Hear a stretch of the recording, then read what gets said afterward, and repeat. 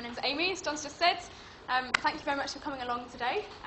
So we're going to be talking about designing services that close the gap between expectations and perceptions. But before I get going, I just wanted to work out a little bit about who we've got in the room today. So if you are involved in service design in your sort of day-to-day, could you just pop up your hand just so I've got an idea? Okay. And if you're involved in UX in your day-to-day? Okay, more of you for that. Cool. Well, just to tell you a little bit about me, if I can get my laptop to work. There we go. So I had a design background initially. I started my career designing everything from iPad apps to magazine spreads, so kind of print design backgrounds. And a few years ago I retrained in UX, and I've transitioned into digital user experience and service design. In my role as a consultant at Bunnyfoot, no kind of 2 weeks really look the same. So we do lots of different projects, lots of different clients. So 1 week I might be, for example, testing a TV product in one of our labs in London. Another week I might be out in the pouring rain at Kew Gardens doing some contextual research. Or I could be maybe leading a workshop at one of Britain's oldest palaces. So it's very, very varied, very different, lots of different clients and lots of different worlds that we sort of have to immerse ourselves in as consultants. As part of my consultancy, I also teach workshops at Ravensbourne University. And I've also written and teach the Fundamentals of Service Design course that we run at Bunnyfoot. And these are just a few of my kind of recent clients to give you a bit of a flavour of what we do. So just to give you a very quick overview of what to expect from my talk today, and I've got a lot to get through, so John's warning me I'm going to get through it as quickly as I can so that we can keep to schedule. But essentially, I'm going to talk a little bit about defining service design, first of all, and then I'm going to talk about what actually makes a good quality service. How do customer expectations happen? What are their sources? So where are all these expectations coming from? And what impact do they actually have on people's perceptions of a service as well? And we're also going to look, I'm going to introduce you to a model called the Customer Service Gap Model, which looks at how expectations and perceptions are so key when you're designing services. And then we'll kind of tie it all off at the end and get quite practical with working out how do we actually apply this stuff. So if we've got time, hopefully we will have time, I want to share with you a tool called an expectations modelling tool, which is just a really practical way of working out how these expectations have an impact on what you're designing when you're looking at an end-to-end user journey. So question, what is service design? If you ask this question to 10 different people, you would probably get 10 different answers. It's a term and approach that's grown in popularity over the last however many years. But to actually understand what it is, we need to go backwards. We probably need to go back a bit and look at the past. So during the last kind of 3 decades, we have moved fundamentally from a production and manufacturing society to a service and information-based economy. And that's not to say that services didn't exist back then, but we have gone through something called a tertiarisation as a society, and that means that around, I think it's about 80% now of our GDP in the UK is service-based. That means the majority of new jobs, the majority of start-up businesses are in this tertiary sector. And because there were such rapid developments in terms of the economy, it led to some challenges. So when we were kind of a more manufacturing-based society, there were lots of research, lots of developments, lots of money that was being ploughed into optimising product production, optimising the way that things were done, products themselves. But in terms of services, there wasn't much money being ploughed into how do we actually improve the quality there. It was done as a matter of course in terms of manufacturing, but less so in services. But essentially, that is now changing and has been changing for the last however many years. So this is where service design comes in. This diagram, which is slightly faded on this screen, is a stakeholder map for a museum. So this shows all of the different stakeholders that are involved in the provision of a museum service. So you can see here you've got the visitor, you've got kind of outside organisations like the government, you've got businesses, you've got donors, you've got all these different people that help to provide this service.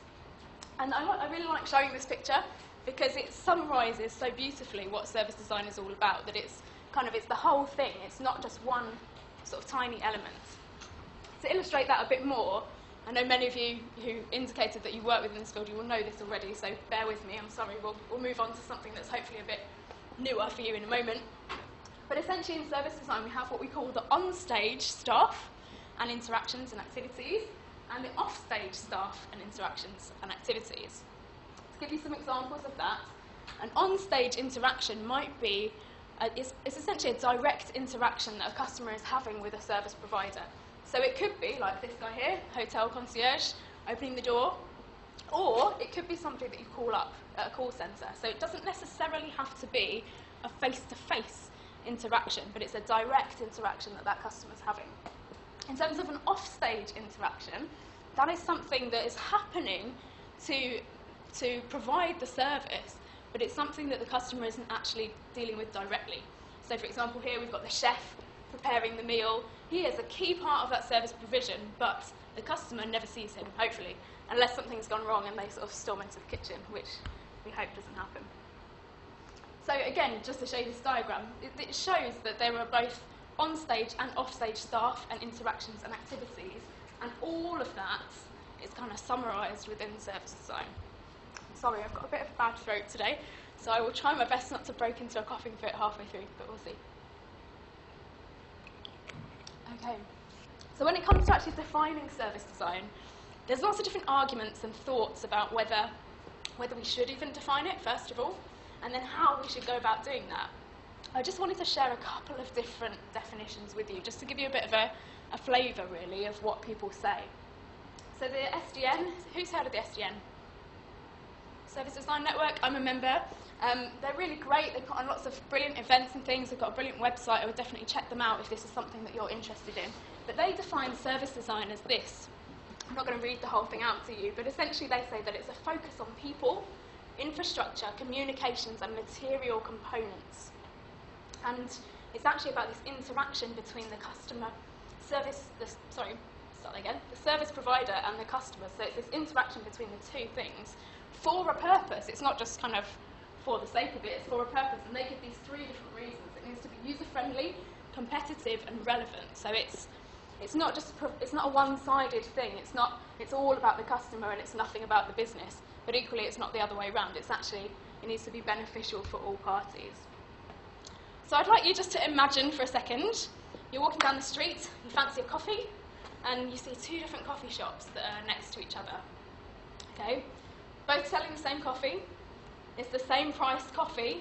What is it that makes you walk into one of those coffee shops over the other? Maybe if you could turn to the person on your left or somebody near you and just for 1 minute just sort of chat about what it is that would make you walk into one coffee shop rather than the other one.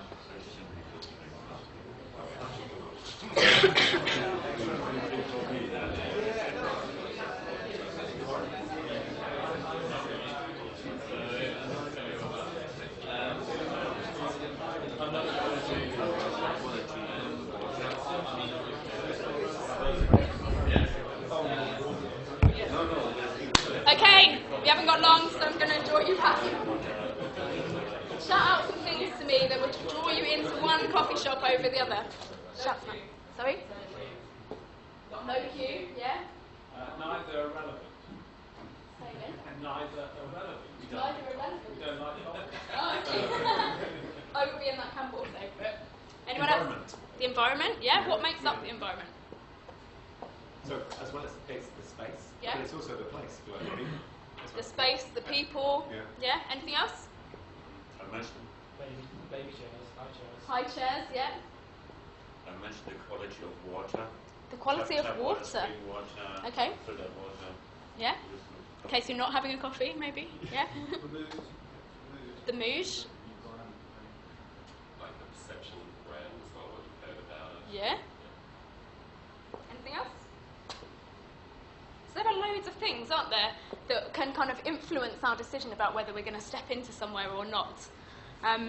And these are all elements of service design. And actually, I just wanted to share this definition with you that essentially says when you've got two different coffee shops next to each other, same coffee, same price, service design is what makes you walk into one rather than the other. So this definition kind of tells us that service design is a key way that we can differentiate and a key area of competition for businesses.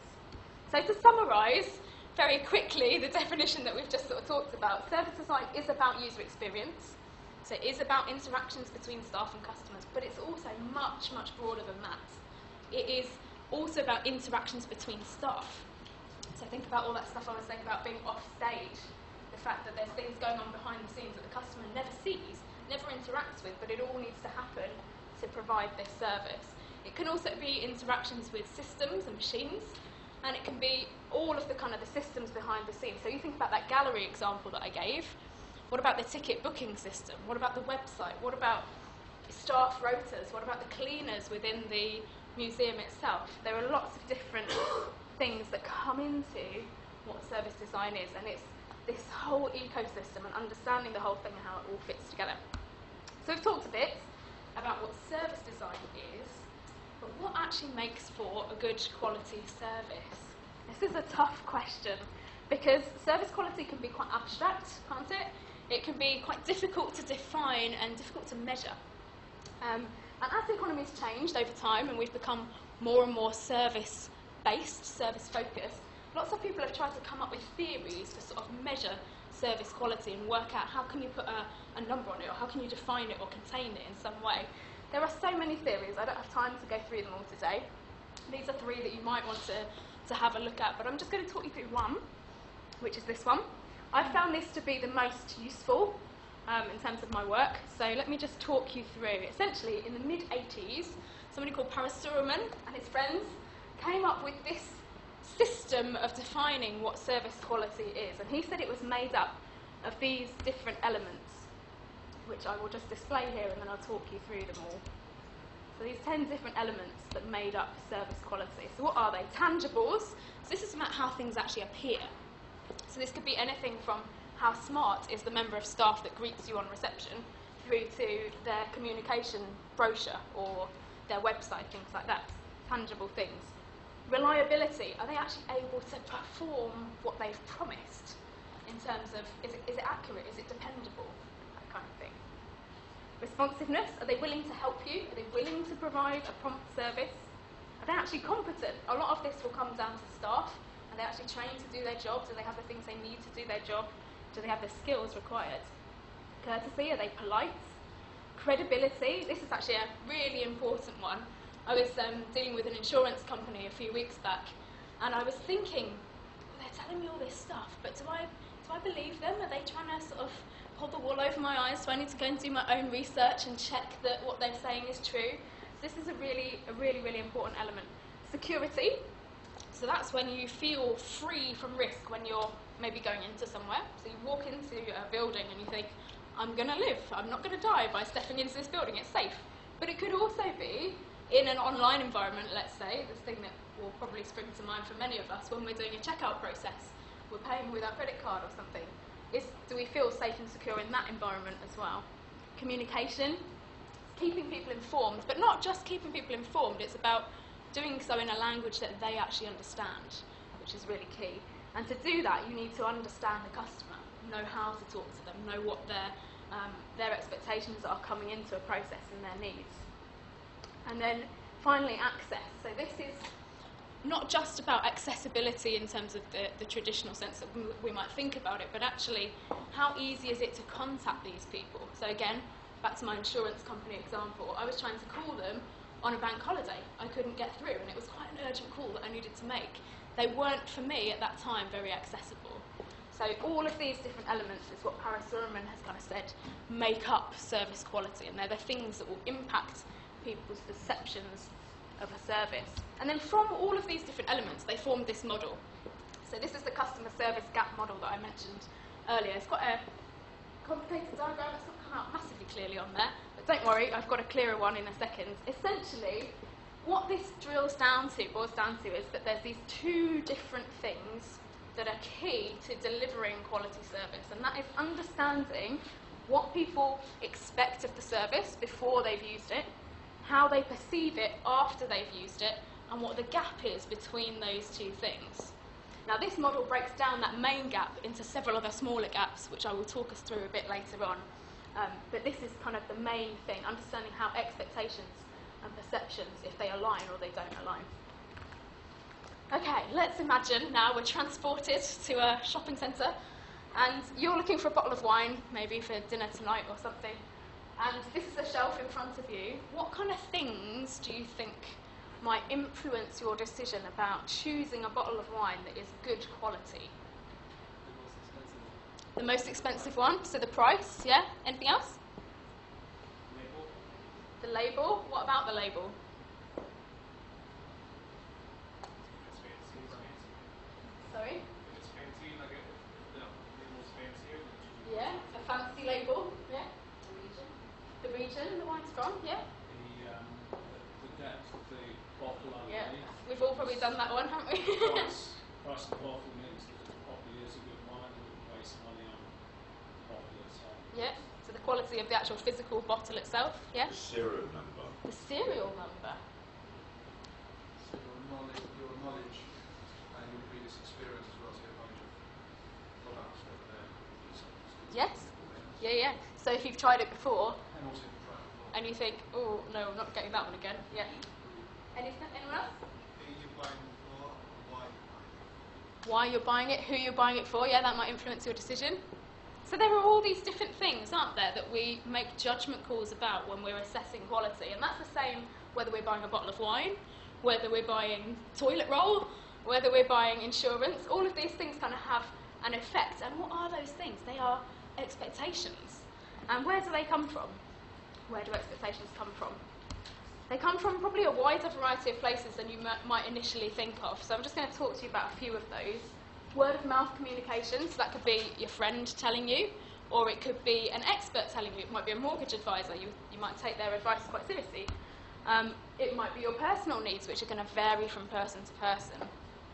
It might also be explicit service communication, so things like advertising. If something's written in a contract, that's going to set your expectations quite well, I would have thought. Or even implicit service communication, so some of the things that we've just talked about the fancy labels and the price of things, that can all have an effect too. Previous experience, we've mentioned, and reputation. I think that came up earlier on, that if a brand has got a certain reputation, there's one in that photo that a few people have said to me, oh, why have you put that one in there? Why would you do that? Because it's got a certain reputation. So Number 4. Number 4, I can't remember what it was now. It's disgusting. Oh, it wasn't actually that one, it was a different one. But, okay, good to know. I'll avoid that one in future. Okay, so you might think, right, why are we talking about expectations? It's interesting, but what's the point of us talking about it in this context? Well, expectations are important because, as I said before, they can actually impact on our perceptions of things. There was an experiment that was done by a guy called Dan Ariely, who's a famous psychologist, and he had 2 different samples of beer. He walked into a pub and got people to try these 2 different samples of beer. Now, one of them was just beer. One of them was beer, but it had balsamic vinegar in as well. When people didn't know this, they tried them both, and they preferred the majority preferred the one with the balsamic vinegar. When he did it again then, and he said, right, I've got these 2 samples. This one is just beer. This one has beer and balsamic vinegar. And when they were told, the majority, strangely enough, preferred the one without balsamic vinegar. So you can see here that when their expectations were set about the balsamic vinegar, it influenced their perceptions of what they were actually tasting. So the conclusion is that expectations are important, and they're important because they impact on perceptions. There are lots of different researchers, some of them are listed under here, that essentially say that customers' service quality expectations prior to using a service impact their evaluation of a service performance and even impact their satisfaction after having used a service. So this is a big deal. We need to understand what these expectations are, and we need to design for them. I am not a biologist, but I will do my best to explain to you a little bit about how the brain works in terms of expectations. Expectations are critical. Okay, so we have these things called dopamine neurons in our brains, which fire up, and they're responsible for regulating emotions, and they generate patterns based on experience. So when our expectations are met, these neurons fire up and we experience positive, pleasurable emotions, we're happy. But when our expectations aren't met, we experience the opposite. We feel upset, the neurons stop firing. So you can see why, actually it's deeper, it's an actual emotional response, and it's really key that we understand these expectations when we're designing services. My laptop is frozen. Okay. Who has heard of the peak end rule before? Anyone? Yes? One person? A couple of people? Okay, let me share this with you. So Daniel Kahneman, who's another famous psychologist, he tells this story of a guy who was listening to this beautiful piece of music on his headphones for about 20 minutes of bliss. And then suddenly at the end, something went wrong. And it's this screeching sound in his ears. And this guy just said, threw the headphones off and said, it's ruined the entire experience. And you might think, well, how can 3 seconds at the end of an experience ruin the entire thing? But actually, research has been done which suggests that it can. So this shows patients undergoing a colonoscopy, and it shows that the pain intensity and the time. Okay, so pain intensity and time. Which of these two patients do you think suffered the most? Who thinks patient A? Who thinks patient B? More for B? Yeah, you're right. Patient B had a much longer procedure, much higher pain level, but who do you think felt that they had the most painful experience? Patient A or patient B? You probably get where I'm going with this. Essentially, patient A's procedure finished on a much more painful moment than patient B's, and he felt like he reported higher pain levels. He felt like the whole thing had been much worse because of that. So they essentially found that if you end an experience on a negative moment, it can cloud your sort of perception, your memory of the entire thing. So they worked out, actually, without getting too graphic, that if you didn't move things around too much towards the end, it actually meant that people remembered the whole experience a bit more positively than they would have done otherwise. Another example that's perhaps a little bit of a nicer thing to think about is going on holiday. You've had a wonderful time away, and you get to the airport and your flight's cancelled or delayed. That's another end point, a bad, negative experience at the end of a wonderful experience. That has an impact on what you remember of the holiday. And this is down to, Kahneman says, these two different selves that we have. So the experiencing self, which is the one that's kind of living in the moment, and the remembering self, which is the one that's kind of telling us the story of what happened after we've experienced it. Why am I talking about this? Well, when we're choosing between different experiences, we're not actually choosing between experiences. We're choosing between anticipated memories of experiences. So we're kind of weighing things up and going, I'll have that memory at the end of that one, I'll have that memory at the end of that one, weighing them up, which memory would I rather have? And that's how we kind of choose things. So it's important to remember this when we're designing services, because actually significant moments and endings are really key for making sure that they're positive moments. Okay, I'm going to quickly whiz you through the customer service gap model. So you remember I talked about this a bit earlier, where we've got customer expectations and customer perceptions, and that is this main gap. If we can close this gap, we are on our way to producing and providing good quality services for people. So that is our overall goal. But to get there, we can take several kind of smaller steps. So I'm just going to break it down so that you can see what those are. So the first of the 4 different gaps is called the knowledge gap. So this is where you've got customer expectations in reality, and then you have management's perceptions of those customer expectations that aren't based on research, they are just kind of plucked out of the air, and they don't reflect reality. So to close this gap, we need to do our research and keep doing our research. It's not enough to do it once every 5 or 10 years. Customer expectations are changing faster than that, and we need to kind of keep up. So that's the first gap. Okay, imagine that you've done your research, that your perceptions as an organisation of customer expectations are accurate, they're up to date with your research, but the research has just sat on the shelf and it's been gathering dust and it hasn't been translated into any kind of service quality specification. So it hasn't impacted the policy that you're writing, the way that you're setting out that you're going to be delivering your service. Now it sounds a bit kind of glib to say the way to close this gap is to actually use your research and actually set policy to reflect those expectations, but that is going to be the key thing that's going to help. So it could also be with this one that you need to think about how you're moving into the next one, which is how you deliver a service. So you need to think about actually, do we need to recruit more people, possibly? Do we need to set a policy that at certain times of the year we're going to need to increase the number of staff that we have if we've got a particularly seasonal business, for example? Okay, so you've done your research, you've set your policy, and it now comes to actually delivering the service, but you're not delivering what you set out to deliver. This is called the delivery gap.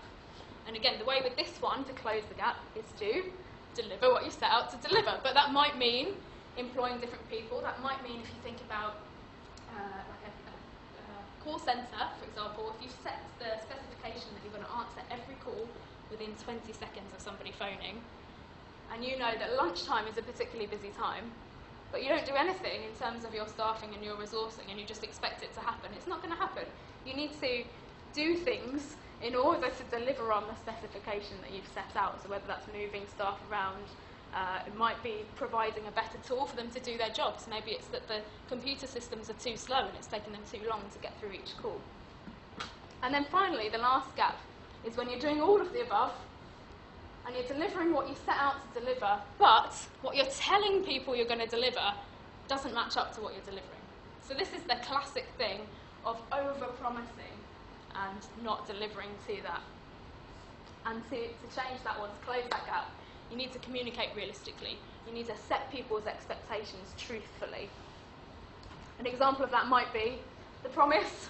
We've all seen these, beautiful holiday brochure. You get there, and it looks something a bit more like that. So you need to set realistic expectations. Do you remember what I said earlier about the dopamine neurons firing or not firing? People are going to experience negative emotions. You're not going to have repeat customers. You're not going to close that loop from an end-of-service experience to them coming back to you again if you're not ending on positive moments and you're not setting expectations appropriately. So again, the key to closing this gap between expectations and perceptions is closing these other four gaps. A quick note, because sometimes people say to me, well, is it not better to exceed expectations than just meet them? Well, I have to answer this one carefully. Yes, it can sometimes be good to exceed expectations, can't it? But if you're kind of doing that in a sort of haphazard way, or you're doing it the majority of the time but not all the time, you're not exceeding expectations anymore. You're setting a new level of expectation in terms of services. And then when you, on that occasion when you don't meet that expectation, you're then going to have people experience all of those negative things that we talked about. So think about it carefully and implement it in a clever way. How much time do we have? About We've got a few minutes? a few more minutes. Okay. So service design is a user-centred design process. At Bonnyfoot, this is the model that we use to demonstrate that. So we go through research, modelling, architecting, designing and optimising products or services or whatever it is that we are designing. This is a great tool, great process that can be applied to anything essentially, whether it's a service or any other communication channel. And the important thing is to remember that often, and I've got a few consultants here today, we don't often go through projects in a linear fashion. Sometimes we'll kind of dip in and out of different points. But the key thing here is that the user, whether that be an external user or somebody who's a member of staff or an other internal person, they are at the centre of this whole process, user-centred design. They're in the middle. So we're constantly, this diagram looks probably in reality a bit more like a wheel, with spokes kind of coming in and out, that you are constantly checking in with your user and checking that everything is working and everything is meeting their expectations as they would have it.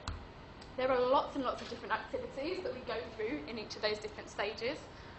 If you're interested in that, come and have a chat to us afterwards. We've got a stand outside and I can talk you through some of the others. But I just wanted to very briefly introduce you, I think we have maybe 2 minutes left, just to talk about expectation modelling, which is one of the tools that you can really see all of this stuff that I've talked about today and you can put it into practice. So this essentially is where you think about the expectations that a person's going to have at each stage of their user journey with you as a customer when they're interacting with you as a service. So you take each activity, so for example here we've got checking in for a flight. On the left-hand side you put down all of the different expectations, which of course are based on talking to people, not just making them up out of your own head. And then you go through this whole sort of system. So is this expectation, do we need to communicate it first of all? So communication and delivery, because they're two different things. we need to communicate this expectation? Yes or no? How are we communicating it currently? How should we be communicating it? So is there a change that we need to make there? And then when it comes to delivery, do we actually need to deliver on this expectation? Because it may be that you don't need to deliver on it. But if there's an expectation there, there's work for you to do in resetting that expectation if you're not going to deliver it. You can talk about whether it is currently being delivered or not. How is it being delivered currently and how should it be? So things here, when you've got an expectation, it's not being delivered, you've got a problem there. That gap that I talked about between expectations and perceptions is going to be widened because you're not meeting what this person is expecting here. So I haven't got time to talk you through every single one of these examples, but if you're interested in this model, do come and find me afterwards and I will kind of take you through it in a bit more detail. And just to finish off, I just wanted to give you a few other resources that might be useful to you if you're interested in all of this stuff. Some brilliant books out there. There's also SDN that I mentioned earlier. You can check out their website. This website, Service Design Tools, it's got lots of different templates and things that you can use when it comes to designing services. And we've also got our course, Fundamentals of Service Design course, which is a day long. Feel free again to come and chat to me about that. We've got one running in June and another one in September. And we've got lots of other kind of different courses as well. So if that's something you're interested in, please come and find us, come and say hello. And that is, I think, all we probably have time for today. Thank you very much.